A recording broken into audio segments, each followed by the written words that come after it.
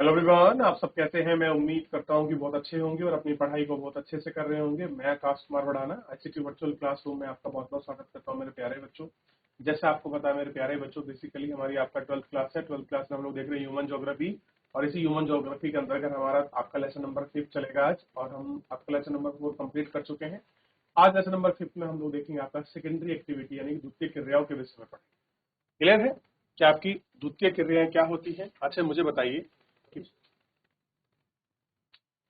कि primary activity में क्या क्या चीजों को हम इनमें आपका देख चुके हैं, और क्या क्या चीजों को उनको पढ़ चुके हैं, क्या क्या चीजें हमने इसमें बहुत अच्छे से देख ली हैं, ये आपको देखना है। अब मुझे बताइए कि जो आपने प्राइमरी में पढ़ा है और सेकेंडरी में आप कुछ देखेंगे।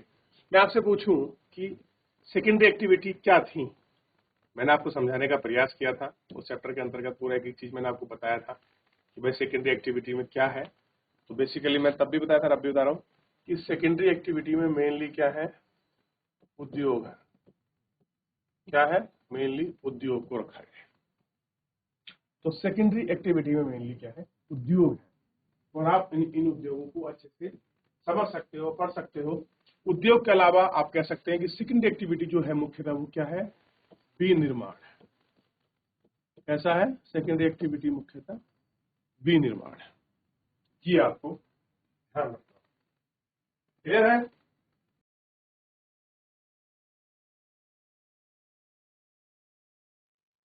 आगे बढ़ जाए।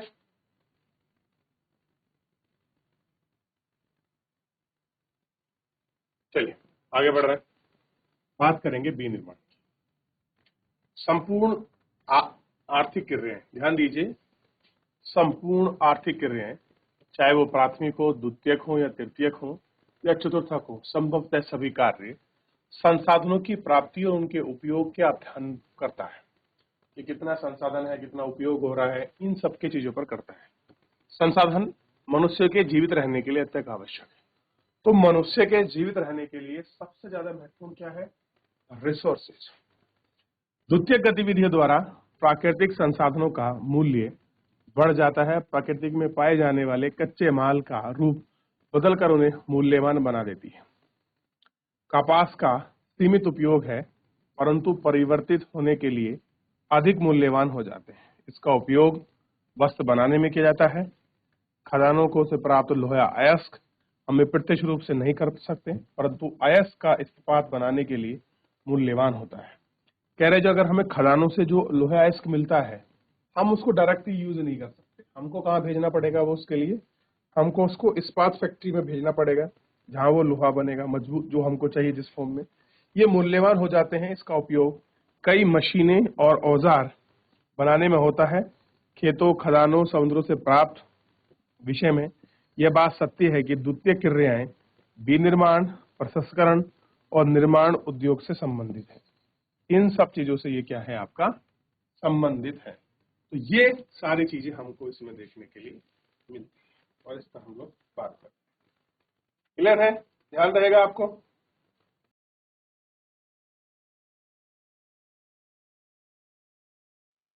आगे लिखे।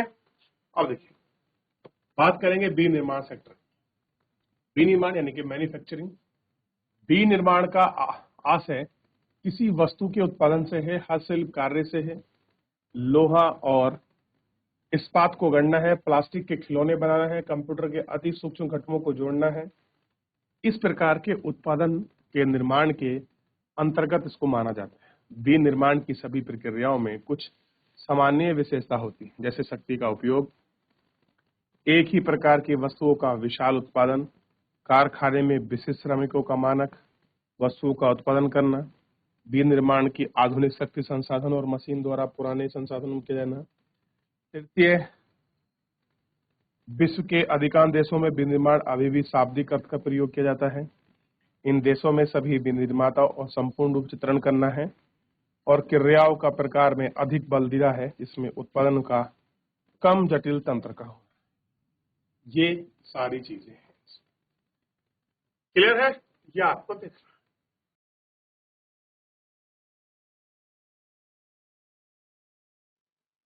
देख लिया आपने? तो विनिर्माण का मतलब क्या है कि कुछ भी चीज, चाहे वो प्लास्टिक का खिलौना बनाना हो, कंप्यूटर बनाना हो, कुछ भी करना हो वो सब इसके अंतर्गत ही, क्लियर है, और उनको इसके अंतर्गत ही रखा जाता है। चलिए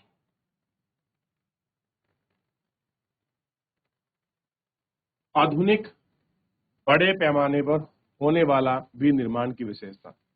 वर्तमान समय में सबसे बड़े पैमाने पर होने वाले विनिर्माण की निम्नलिखित विशेषताएं। कौशल का विशिष्टीकरण, उत्पादन की विधियां। शिल्प आपके तीसरे कारखानों में थोड़ा सा आसान उत्पादित किया जाता है, आदेश अनुसार इसको बनाया जाता है, इसकी अधिक आती है और अधिक उत्पादन से बढ़े है। और कैसा है जो उत्पादन है इसमें बढ़ा हुआ है, ये सारी चीजें इसमें दिखाई दी। पैमाने पर बने जाने वाले सामान में कारीगर निरंतर एक ही प्रकार से कार्य करते हैं। कैसे करते हैं? एक ही प्रकार से कार्य करते हैं। उद्योग और विनिर्माण उद्योग। विनिर्माण का शाब्दिक अर्थ है कि हाथ से बनाना, फिर भी इस संयंत्र के द्वारा बनाया गया सामान भी सम्मिलित किया जाता है और एक परम आवश्यक है। कच्चा माल स्थानीय और दूरस्थ बाजारों में बनाने के लिए ऊंचे मूल्य तैयार करना परिवर्तित किया जाता है और इसी दृष्टिकोण से इसकी एक इकाई होती है। इसमें भौगोलिक स्थिति अलग होती है और प्रबंधकीय तंत्र में देखा जाता है और रिकॉर्ड का रखरखाव रखा जाता है। उद्योग को व्यापक माना जाता है और इसके निर्माण की पर्यायवाची के रूप में देखा जाता है। जब कोई इस्पात उद्योग रसायन शब्दावली का प्रयोग करता है तब उसके मस्तिष्क में कारखाना और कारखाने में होने वाली प्रक्रियाओं पर आपका विचार उत्पन्न होता है और कोई गौण क्रियाएं हैं। कारखाने संपन्न नहीं होते हैं। पर्यटन उद्योग में मनोरंजन उद्योग स्पष्ट है और विनिर्माण की शब्दावली का भी प्रयोग इसमें किया जाता है। ऐसा है कि विनिर्माण का भी शब्दावली का प्रयोग किया जाता है। क्लियर है? तो विनिर्माण का शाब्दिक अर्थ हाथ से बनाना है। क्या है? हाथ से बनाना।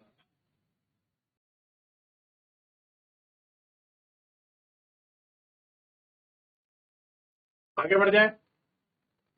चलिए बात कर रहे हैं यंत्रीकरण की।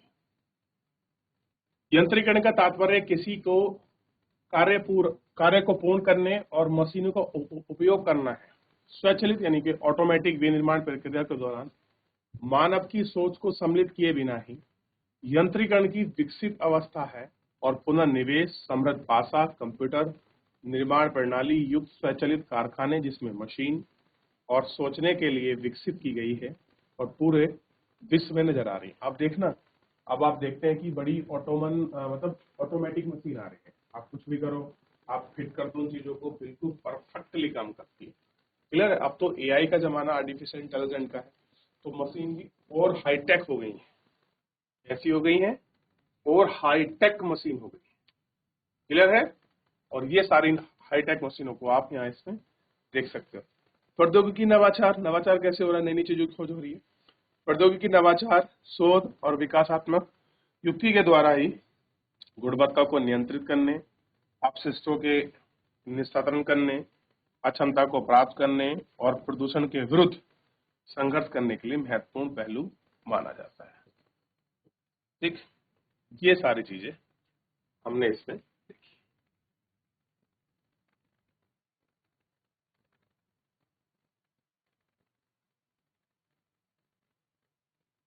संगठनात्मक ढांचा एवं स्तरीकरण।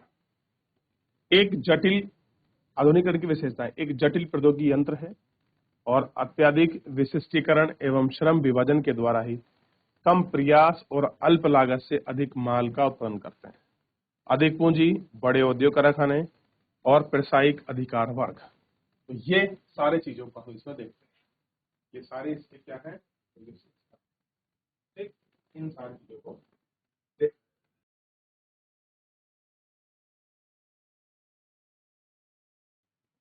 हम बात करते हैं अनियमित भौगोलिक वितरण की। आधुनिक निर्माण मुख्य संकेंद्रण कुछ ही स्थानों पर सीमित है। विश्व का स्थलीय भाग 10% से कम भूभाग पर इसका विस्तार है। देश के आर्थिक एवं राजनीतिक शक्ति के केंद्र बन गए हैं। कुल क्षेत्रों का अनाच्छादन करने की दृष्टि से विनिर्माण स्थल प्रक्रियाओं का अत्यधिक गहनता के कारण बहुत कम स्पष्ट है। कृषि की अपेक्षा बहुत छोटे क्षेत्रों में संकेंद्रण है। उदाहरण के तौर पर अमेरिका के मक्का की पेटी में 2.5 वर्ग किलोमीटर क्षेत्र में असाधारणतः बड़े फार्म हैं, जिनमें आपका 10 से 20 श्रमिक कार्य करते हैं, जिनमें 50 से 100 मनुष्य का भरण पोषण होता है। परंतु इतने क्षेत्र में अनेक बृहद समकालीन कारखाने समाविष्ट हैं और इन्हें हजारों श्रमिकों को रोजगार दिया है। क्या किया है? हजारों श्रमिकों को।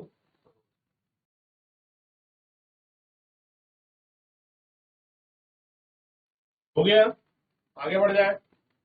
अनियमित भूगोल के कारण भी ये सारी चीजों को हमको फेस करनी पड़ती है। बड़े पैमाने पर लगाए जाने वाले उद्योग विभिन्न प्रकार की स्थितियों का चुनाव क्यों करते हैं? कि अगर आप कोई उद्योग लगाते हैं, क्या क्या चीजों को चुनते हैं, देखना बड़ा जरूरी है। उद्योग को अपनी लागत घटाकर लाभ को बढ़ाने के लिए उद्योग स्थापित किए जाने चाहिए।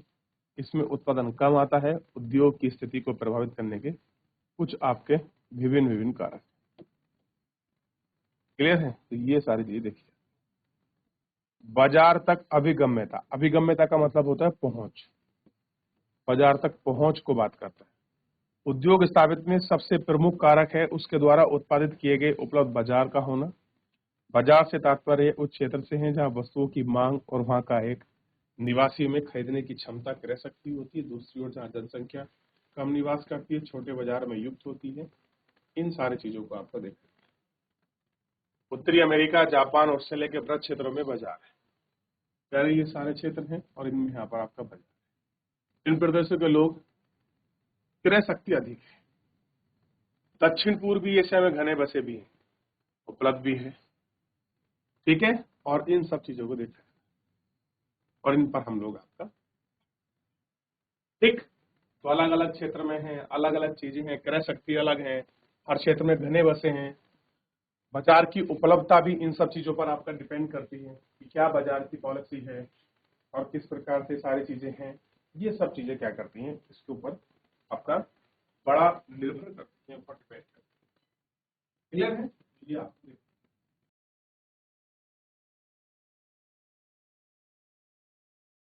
आगे बढ़े। कच्चे माल की प्राप्ति की अवधि।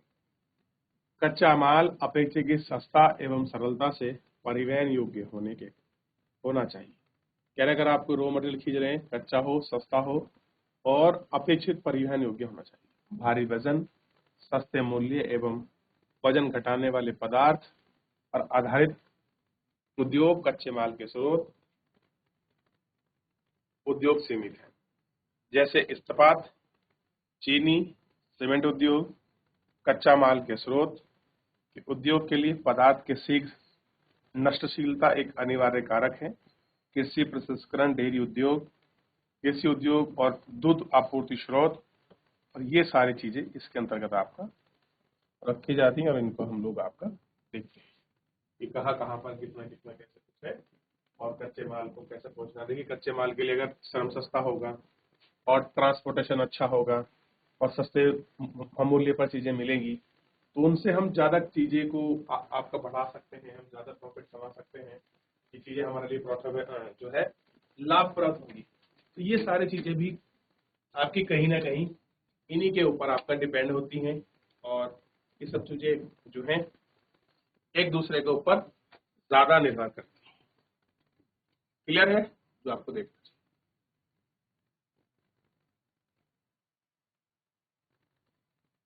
श्रम आपूर्ति की अभिगम्यता। श्रम यानी कि लेबर की पहुंच आसानी से उपलब्ध हो, ये भी एक प्रकार की क्या है? अभिगम्यता है, एक प्रकार की पहुंच है। ठीक। उद्योग को अवस्था के आधार पर श्रम एक प्रमुख कारक है, यानी कि आप कोई भी काम कर रहे हैं उसके लिए अगर आप देखोगे, श्रम जो है इंपॉर्टेंट फैक्टर है आपका। बढ़ते हुए यंत्रीकरण, जैसे आपकी मशीन बढ़ रही है, ऑटोमेशन बढ़ रहा है और औद्योगिक प्रोसेस में आपका लचीलापन आ रहा है और श्रमिकों की निर्भरता को कम किया है। फिर उसमें जो है आपके कुशल श्रमिकों की आवश्यकता है। अब जितनी चीजें आपकी बढ़ेंगी, ऑटोमेशन बढ़ेगा और मशीनीकरण बढ़ेगा और नए नए प्रोसेस आएंगे, उतने ही जो आपके ट्रेनिंग फुल जो स्किलफुल पर्सन है उनकी हमको जरूरत महसूस होगी। और उसी जरूर महसूस पे सारी चीजें।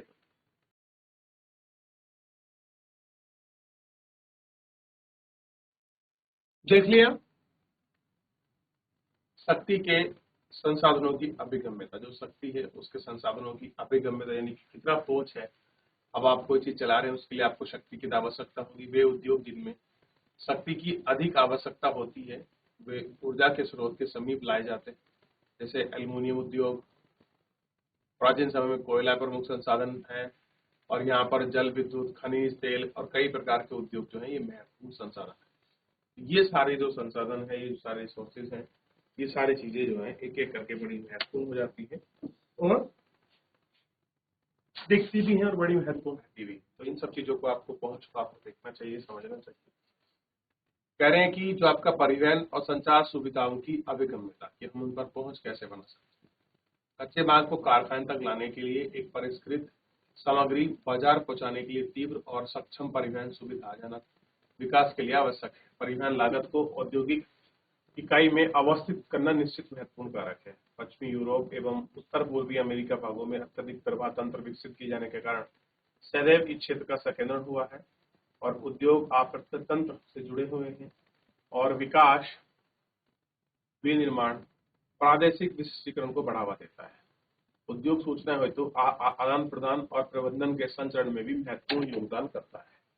तो जिस प्रकार और फैक्टर महत्वपूर्ण है, ऐसे ही परिवहन और संचार कम्युनिकेशन आज की तारीख में ट्रांसपोर्ट जितना इम्पोर्टेंट रोल प्ले करता है, उतना ही क्या करते हैं ये आपका जो हमारे ट्रांसपोर्टर वगैरह है या फिर जो हमारी कम्युनिकेशन है, फोन मैसेज, ये सब चीज क्या है, ये बड़ा ही आपका एक इम्पोर्टेंट रोल प्ले करेगा। क्लियर है, ये आपको देखना चाहिए।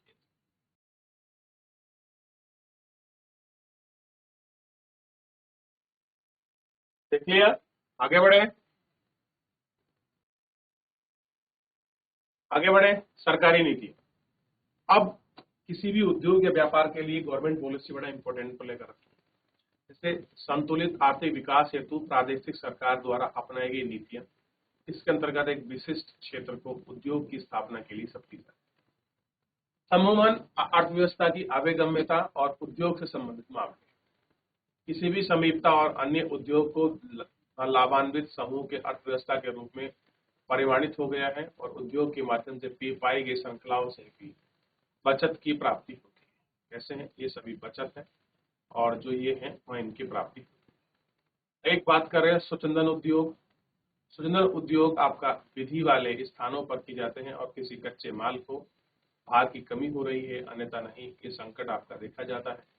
इन सब पर बात की जाती है, श्रम की कमी होती है और आपका समांतर प्रदूषण और सड़कें, ये सब जोड़ी जाती है और इन सबको जोड़कर महसूस कर इनको देखते हैं। क्लियर है, ये आपको ध्यान रखना। चलिए देख लिए, स्वच्छ उद्योग मतलब जिसका पर्यावरण पर कोई खास प्रभाव ना पड़े। अब जितने भी आपके कुटीर उद्योग को गवर्नमेंट क्यों क्यों बढ़ावा देना चाहती है, क्योंकि जितने भी ये आपके कुटीर उद्योग है ये कैसे हैं, स्वच्छंदन उद्योग है। ठीक है,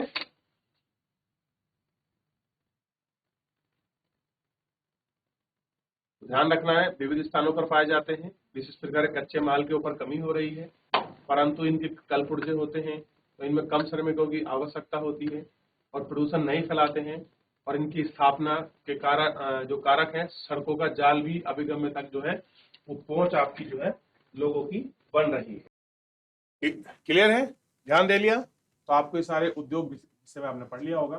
तो फिलहाल मेरे प्यारे बच्चों आज के इस लेक्चर में इतना ही, मिलेंगे नेक्स्ट लेक्चर में। तब तक अपना ध्यान रखिए, स्वस्थ रहिए, अपनी पढ़ाई को अच्छे से करते रहिए। मुझसे जुड़ने के लिए बहुत बहुत